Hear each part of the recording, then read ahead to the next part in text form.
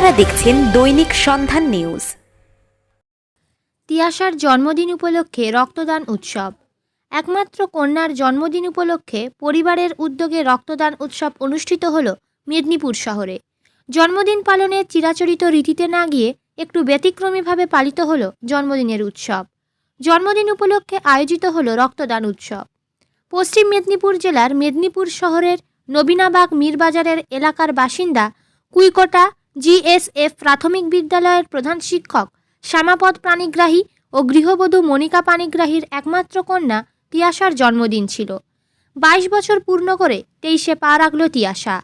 বেশ কিছুদিন আগে আসানসোলেরই এসআই নার্সিং কলেজের ছাত্রী তিয়াশা তার বাবা মাকে জানায় এবছর তার জন্মদিনটা সে একটু অন্যরকমভাবে পালন করতে চায়। সে চায় তার জন্মদিন উপলক্ষে এবার একটি রক্তদান শিবির আয়োজিত করতে।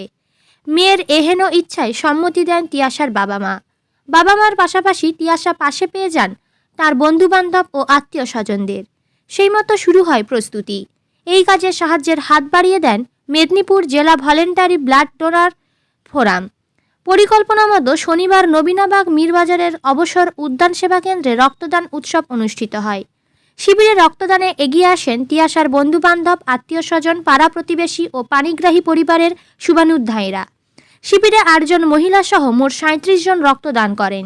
তাদের মধ্যে অনেকেই এই প্রথমবার রক্ত দিলেন। রক্ত সংগ্রহ করেন খড়গপুর ব্লাড ব্যাংক। পারিবারিক অনুষ্ঠানে আয়োজিত এহেন রক্তদান শিবিরে উপস্থিত হতে পেরে খুশি রক্তদান আন্দোলনের কর্মী অসীম ধর, জয়ন্ত মুখার্জি, সুদীপ কুমার খাড়া, ফারুকউদ্দিন মল্লিক, সন্তু রায়, পার্থপ্রতিম মল্লিকরা।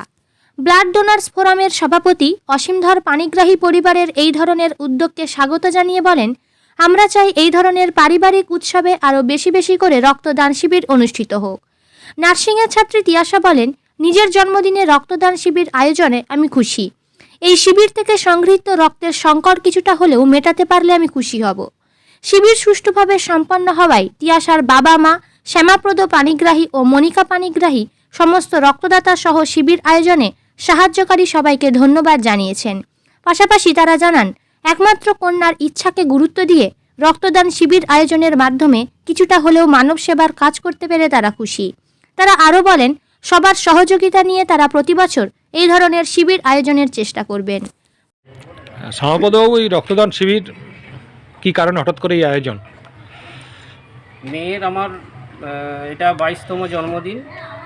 তো মেয়ে তার জন্মদিন, মেয়েরই প্রথম প্রস্তাব যে আমার জন্মদিনে একটা ব্লাড ডোনেশন ক্যাম্প করব।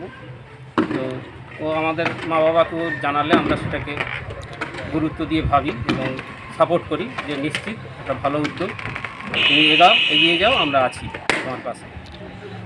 তো সেই সঙ্গে এটাও জানি যে এই বয়সের ছেলেমেয়েরা যদি এইসব কাজে এগিয়ে আসে, আরও যারা সমাজে যারা এই ধরনের আছে যে এই বয়সী ছেলেমেয়েরা, তারা যাতে এই ধরনের অনুষ্ঠানগুলো আরও করে, এই ধরনের উদ্যোগগুলো নেয়, সেটা আমাদের সমাজের পক্ষেই মঙ্গল এবং ভালো। এতক্ষণ পর্যন্ত কতজন রক্ত দিয়েছে আজকে?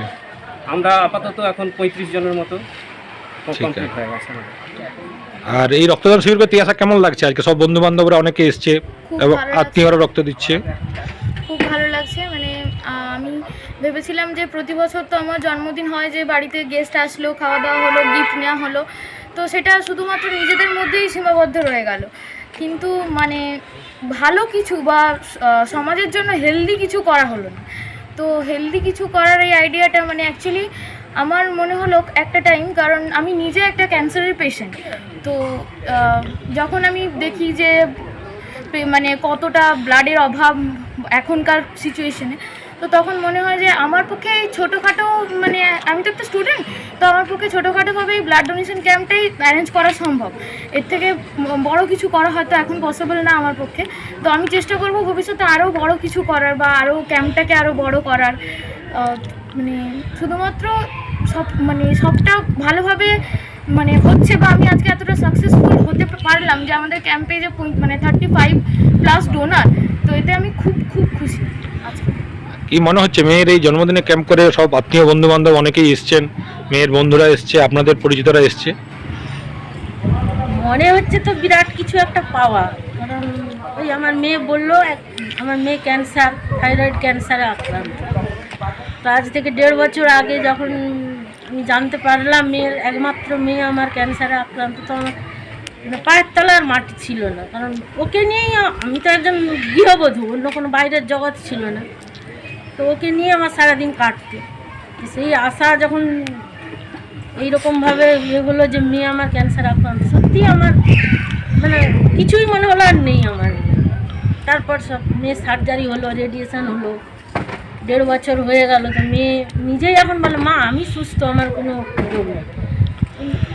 ছোটোখাটো করে আমাদের যেমন এরকম আজকে যে এই মানব সেবার কাজে এগিয়ে এলেন, নিশ্চয়ই মন অনেকটা ভালো লাগছে। খুব ভালো লাগছে। আর সব থেকে ভালো লাগছে যারা এসে আজকে এই রক্ত দিয়ে গেল, আমি ভাবছি এটা একটা আশীর্বাদ, ভগবানের আশীর্বাদ মেয়ে পেল। এটা কি পরের বছরও করার চেষ্টা হবে সবার সহযোগিতা পেলে? এটা আমি একদম আজীবন চালিয়ে যেতে চাই। যতদিন সব বন্ধু বান্ধব সবাই হেল্প করবে নিশ্চয়ই চালিয়ে যাবে। ঠিক আছে। পশ্চিম মেদিনীপুর থেকে সায়ন্তিকা সাহুর রিপোর্ট, দৈনিক সন্ধান নিউজ।